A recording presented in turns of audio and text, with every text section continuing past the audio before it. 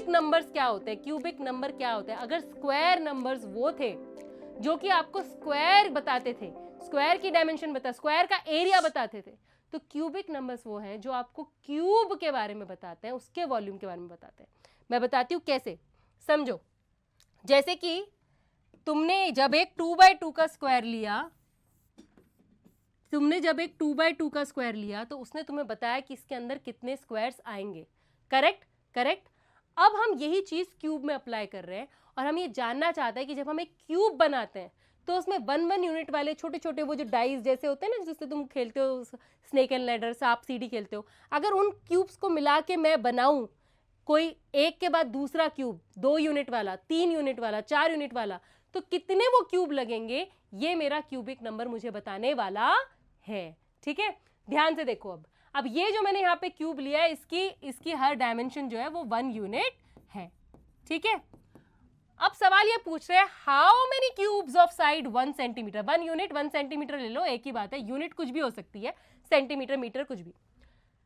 Make a cube of side 2 centimetre. अब आपको side 2 centimetre चाहिए। ठीक है, तो अब तुम्हें देखनी पड़ेगी मेरी ड्राइंग, समझो ध्यान से। ठीक है, ये क्यूब है जिसकी की साइड 1 यूनिट है। ठीक है, अब तुम्हें साइड 2 यूनिट चाहिए, तो तुम्हें क्या करना पड़ेगा, तुम्हें इसके साथ एक क्यूब को ज्वाइन करना पड़ेगा। ये बात समझ में आई? अब ये डायमेंशन कितनी हो गई, अच्छा सा बनाती हूँ यार, ठीक है, मुझे ये अच्छा नहीं लग रहा, बेकार बनाया। तो ये हो गई, इसकी लेंथ हो गई 2। लेकिन क्या ये क्यूब बन गया? क्या ये नेक्स्ट क्यूब बन गया? बिल्कुल नहीं। क्यों? क्योंकि ये तो अभी एक ही सेंटीमीटर है और इसकी हाइट भी अभी 2 ही सेंटीमीटर है। क्यूब क्या होता है? क्यूब वो होता है जिसकी की लेंथ, जिसकी की ब्रेड्थ और जिसकी की हाइट तीनों इक्वल होती है। अब अगर मैंने यहाँ पे 2 ऐसे चिपका दिए क्यूब, तो सिर्फ लेंथ 2 हुई, ब्रेड तो हुई नहीं। कोई बात नहीं, इधर भी जोड़ लो एक और इधर भी जोड़ लो एक। ठीक है, और इस तरह आपको मिल जाता है एक बेस जिसमें कि आपकी लेंथ भी 2 है और आपकी ब्रेड्थ भी 2 है। ठीक है, कितने जोड़ दिए तुमने? तुमने अभी 4 क्यूब्स तुम जोड़ चुके हो, है ना? लेकिन अभी क्या दिक्कत है, इसकी हाइट अभी भी 1 यूनिट ही है, इसकी हाइट अभी भी 1 यूनिट है। तो ये जो तुमने बनाया ना, ये सेम टू सेम अभी तुम्हें यहाँ ऊपर एक और बार ज्वाइन करना पड़ेगा, तब जाके इसकी जो हाइट है वो भी 2 यूनिट्स की बनेगी।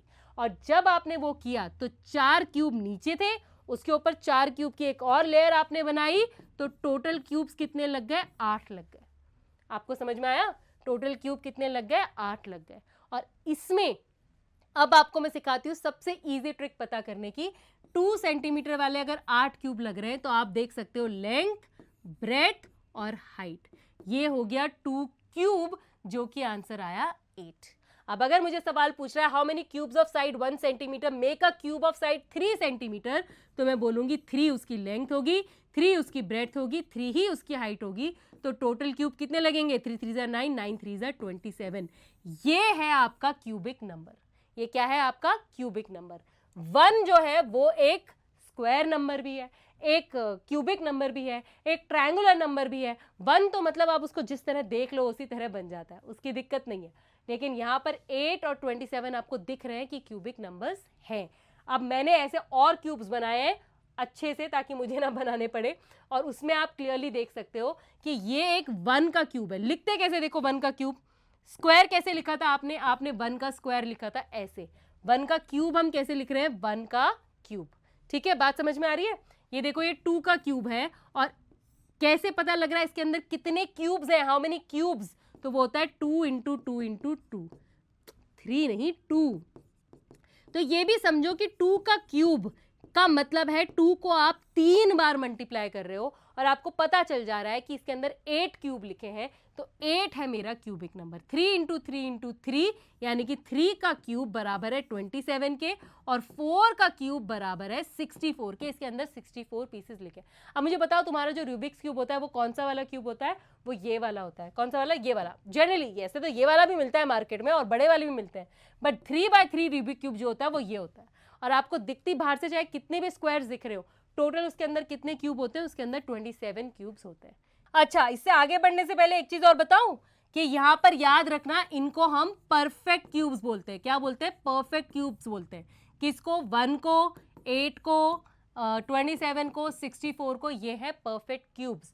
क्यों? क्योंकि उन्हें ऐसे 3 नंबर्स के प्रोडक्ट में लिखा जा सकता है। अगर कोई बोले कि यार 9 एक परफेक्ट क्यूब है, तो आप बोलेंगे नहीं, क्योंकि 9 को आप ऐसा कोई भी नंबर नहीं जिसे 3 बार सेम मल्टीप्लाई करके आप उसे लिख पाए। तो जैसे कि परफेक्ट स्क्वायर्स होते थे, वैसे ही परफेक्ट क्यूब भी होते हैं, ठीक है, याद रखना। चलो अभी ये देखो, can you estimate the number of unit cubes in a cube with an edge length of 7 units. तो हमें ये समझ आ चुका है कि अगर मेरे पास एक क्यूब है जिसकी की एज 7 यूनिट्स है, तो मैं पता कर सकती हूं कि उसके अंदर कितने यूनिट क्यूब्स होने वाले हैं। कैसे? 7 इंटू 7 इंटू 7, क्योंकि ये है एक 7 क्यूब।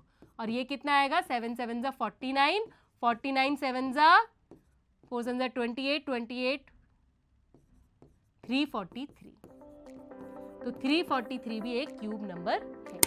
ठीक है, समझ गए? आप पता कर सकते हो उसके अंदर कितने क्यूब है by side into side into side.